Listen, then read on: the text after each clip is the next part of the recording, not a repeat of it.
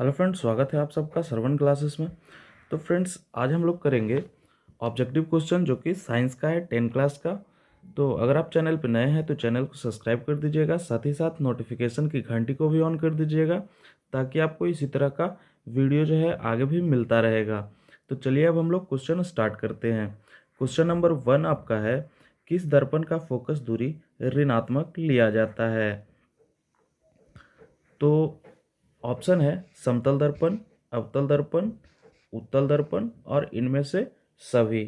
तो इसका आंसर हो जाएगा आपका उत्तल दर्पण यानी सी। ठीक है। अगला क्वेश्चन है, लेंस की फोकस दूरी एफ और वक्रता त्रिज्या आर में क्या संबंध है? तो ऑप्शन आपका है एफ बराबर आर, बी एफ बराबर R by two, C F बराबर आर बाई थ्री और डी एफ बराबर आर बाई फोर। तो आपका जो इसके बीच का संबंध है वो है एफ बराबर आर बाई टू। ठीक है, तो ये आपका हो जाएगा बी। अगला आपका क्वेश्चन है, निम्न में किस माध्यम का अपवर्तनांक अधिक होता है? ठीक है, ऑप्शन है हवा, बी जल, सी सीसा और डी हीरा।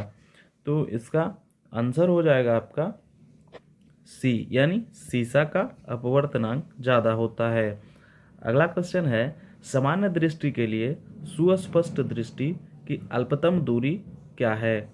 यानी जो है एक नॉर्मल जो आपका आँख है उससे आप कितना देख सकते हैं। ठीक है, तो ऑप्शन आपका है 25 मीटर, बी 25 सेंटीमीटर और सी 25 मिलीमीटर और डी इनमें से कोई नहीं। तो इसका आंसर हो जाएगा 25 सेंटीमीटर। ठीक है। अगला आपका क्वेश्चन है क्वेश्चन नंबर 4। तो क्वेश्चन नंबर 4 आपका है वो है, श्वेत प्रकाश का कौन सा रंग किसी प्रिज्म से गुजरने के पश्चात सबसे कम झुकता है? ऑप्शन है बैगनी, बी नीला, सी लाल और डी पीला। तो इसका आंसर हो जाएगा आपका ए यानी बैगनी। ठीक है। अगला क्वेश्चन है, निकट दृष्टि को किस लेंस के उपयोग द्वारा संशोधित किया जा सकता है? ठीक है, तो ऑप्शन है अवतल लेंस, बी उत्तल लेंस, सी द्विफोक्सी लेंस और सी इनमें से सभी। तो इसका आंसर हो जाएगा अवतल लेंस यानी ए। ठीक है। अगला क्वेश्चन आपका है, वैद्युत प्रतिरोधकता निर्भर करता है। ऑप्शन है चालक की लंबाई पर, चालक की अनुप्रस्थ काट का क्षेत्रफल पे, सी चालक के पदार्थ की प्रकृति पर और डी इनमें से सभी पर। तो इसका आंसर हो जाएगा कि चालक का पदार्थ की प्रकृति पर। अगला आपका क्वेश्चन है, विद्युत शक्ति का एसआई मात्रक क्या है? तो ये आप लोग के लिए नॉर्मल है। विद्युत शक्ति का एसआई मात्रक क्या है? तो ये वाट हो जाएगा। अगला क्वेश्चन है, एक यूनिट विद्युत ऊर्जा का मान कितना होता है? ऑप्शन है 3.6 गुने 10 पर पावर 3 जूल, बी 3.6 गुने 10 पर पावर 4 जूल, सी 3.6 गुने 10 पर पावर 5 जूल और डी है 3.6 गुने 10 पर पावर 6 जूल। तो इसका आंसर हो जाएगा कितना? 3.6 गुने 10 पर पावर 5 जूल यानी सी। अगला क्वेश्चन है कि विद्युत निम्न में से कौन सा कथन सत्य नहीं है? तो आपका जो है ऑप्शन हो जाएगा विद्युत जनित्र विद्युत चुंबकीय प्रेरण पर कार्य करता है, बी विद्युत मोटर विद्युत ऊर्जा को यांत्रिक ऊर्जा में बदलता है, सी चुंबकीय बल रेखाएं परस्पर नहीं काटती हैं और डी हरे विद्युत रोधन वाला तार प्रायः विद्युतमय तार होता है। तो इसका आंसर हो जाएगा हरे विद्युत रोधन वाला तार विद्युतमय तार होता है। ठीक है। तो अगला क्वेश्चन आपका है, फ्लेमिंग के वाम हस्त नियम में बाएं हाथ का मध्यमा संकेत करती है। ऑप्शन है चालक की आरोपित विद्युत बल की दिशा, बी चुंबकीय क्षेत्र की दिशा, सी चालक में प्रवाहित विद्युत धारा की दिशा और डी इनमें से कोई नहीं। तो इसका आंसर हो जाएगा आपका बी। अगला क्वेश्चन है, चुंबक के भीतर चुंबकीय क्षेत्र रेखाओं की दिशा क्या होती है? ऑप्शन है उत्तर ध्रुव से दक्षिण ध्रुव की ओर, बी दक्षिण ध्रुव से उत्तर ध्रुव की ओर, सी चुंबकीय क्षेत्र रेखाओं की दिशा निश्चित नहीं है और डी इनमें से कोई नहीं। तो इसका आंसर हो जाएगा बी, यानी दक्षिण ध्रुव से उत्तर ध्रुव की ओर। अगला क्वेश्चन है, नाभिकीय ऊर्जा का स्रोत निम्न में से कौन सा है? ऑप्शन हो जाएगा यूरेनियम, बी सोडियम, सी कार्बन और डी इनमें से सभी। तो इसका आंसर हो जाएगा आपका यूरेनियम। आपका अगला क्वेश्चन है 14 नंबर, कली चूना का रासायनिक अनुसूत्र क्या है? ऑप्शन आपका है Ca*OH2, बी CaO, सी CaCO3, डी Ca*HCO3*2। ठीक है, तो इसका आंसर हो जाएगा CaO। अगला क्वेश्चन है, जल के वैद्युत अपघटन में कैथोड पर कौन सा गैस मुक्त होता है? ऑप्शन है ऑक्सीजन, बी हाइड्रोजन, सी ऑक्सीजन और हाइड्रोजन दोनों और डी ओजोन। ठीक है, तो इसका आंसर हो जाएगा ए ओजोन, ऑक्सीजन। अगला क्वेश्चन है, बेकिंग सोडा का रासायनिक सूत्र क्या है? तो बेकिंग सोडा का रासायनिक सूत्र आपका है NaHCO3। ठीक है, अगला क्वेश्चन है, कौन सा पदार्थ नीले लिटमस पत्र को लाल कर देता है? तो नीले लिटमस पत्र को लाल कौन सा करता है? अम्ल है, क्षार है, लवण है और ये सभी है। तो इसका आंसर जो हो जाएगा वो हो जाएगा अम्ल। ठीक है, अगला क्वेश्चन है, मिल्क ऑफ मैग्नीशियम का pH मान कितना होता है? ऑप्शन है 7, बी 8, सी 9 और डी 10.5।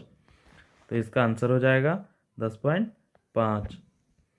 अगला क्वेश्चन है, निम्न में कौन सा अधातु चमकीला होता है? ऑप्शन है आयोडीन, सल्फर, सी ब्रोमीन, डी सेलेनियम।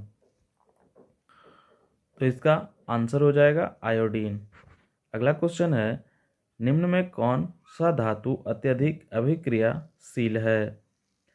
ऑप्शन है एल्युमिनियम, सी Na, बी Na, सी में Ca और डी Mg यानी मैग्नीशियम। तो इसका आंसर हो जाएगा आपका बी, यानी सोडियम। अगला आपका क्वेश्चन है, ऑक्सीजन परमाणु के बाह्यतम कक्षा में इलेक्ट्रॉनों की संख्या कितनी होती है? तो ऑप्शन है 2, बी 6, सी 3 और डी 4। तो इसका आंसर हो जाएगा बी, यानी 6। अगला क्वेश्चन है, ब्यूटेनॉन एक कार्बनिक यौगिक है जिसका प्रकार्यात्मक समूह है। ऑप्शन है कार्बोक्सिलिक अम्ल, बी एल्डिहाइड, सी कीटोन और डी एल्कोहल। तो इसका आंसर है आपका सी, यानी कीटोन। अगला क्वेश्चन है, नाइट्रोजन के दो परमाणुओं के बीच कितने आबंध बनते हैं? ऑप्शन है एक आबंध, बी द्विआबंध, सी त्रिआबंध और डी इनमें से कोई नहीं। तो इसका आंसर हो जाएगा त्रिआबंध। अगला क्वेश्चन है, एल्कीन का सामान्य सूत्र है। तो ये आप सबको पता होगा, ये बहुत ज़रूरी क्वेश्चन है, ये आपका ऑब्जेक्टिव में कंफर्म आ सकता है। ठीक है, तो ऑप्शन है CnH2n+2, बी CnH2n, सी CnH2n-1 और डी CnH2n-2।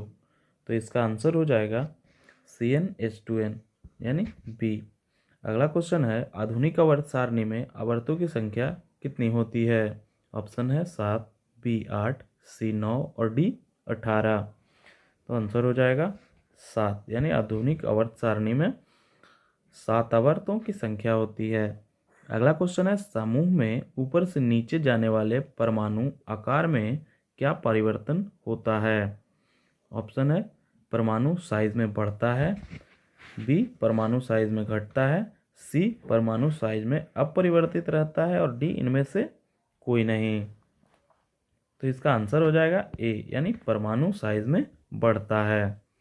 अगला क्वेश्चन है, कौन सा एंजाइम अम्लीकृत वसा का पाचन करता है? ऑप्शन है पेप्सिन, बी ट्रिप्सिन, सी लाइपेज और डी इनमें से कोई नहीं। तो इसका आंसर हो जाएगा लाइपेज यानी सी। अगला क्वेश्चन आपका है, सामान्य प्रकुचन रक्तदाब होता है। तो सामान्य प्रकुचन में रक्तदाब कितना होता है? नॉर्मल आपका यानी 120 mm यानी सी। अगला क्वेश्चन है, पत्तियों में प्रकाश संश्लेषण द्वारा बना भोजन पादप के अन्य भागों में किसके द्वारा भेजा जाता है? ऑप्शन है जाइलम द्वारा, बी फ्लोएम द्वारा, सी रंध्र द्वारा और डी इनमें से सभी। तो इसका आंसर आपका है कि फ्लोएम द्वारा यानी बी। अगला क्वेश्चन है, उस पौधे का नाम बताएं जो कलम द्वारा कायिक प्रवर्धन को प्रदर्शित करता है। तो कायिक प्रवर्धन द्वारा क्या है, जो ये कलम लगता है यानी गुलाब का पौधा हो सकता है। ठीक है, तो 30 का जो आंसर है वो बी है, यानी गुलाब का पौधा जो लगता है, गुलाब को हम लोग टहनी से तोड़ के लगा देते हैं।